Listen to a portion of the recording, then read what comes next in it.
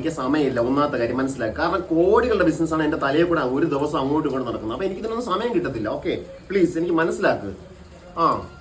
പിന്നെ ഇന്നലെ ഒരു 6 കോടി രൂപയുടെ ഡീൽ വന്നു. ഇപ്പൊ മമ്മി പറഞ്ഞു, അത് നോ പറഞ്ഞു. മമ്മി എന്റെ മമ്മി നോ പറഞ്ഞതോടുകൂടി ഞാൻ ഇതായിപ്പോ എന്താ ഒരു 6 കോടി രൂപയുടെ ബിസിനസ്. എന്റെ മമ്മി അത് ഇന്നലെ പറഞ്ഞു 6 കോടി രൂപയുടെ ബിസിനസ്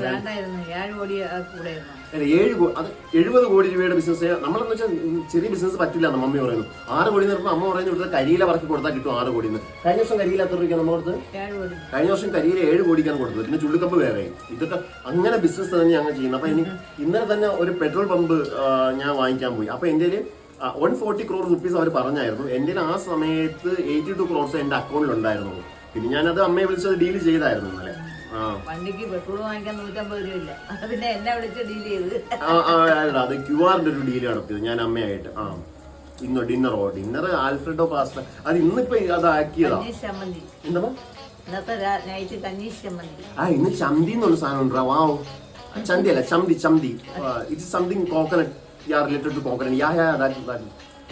പിന്നെ അതിലുണ്ടോ ഇഞ്ചിയുടെ ബിസിനസ് ഉണ്ട്, പച്ചമുളകിന്റെ ബിസിനസ് ഉണ്ട്, എല്ലാം കൂടെ ചേർത്തൊരു ബിസിനസ്സാണ് ഇന്ന് രാത്രി. പിന്നെ കഞ്ചി എന്ന് പറയുന്നൊരു സാധനം.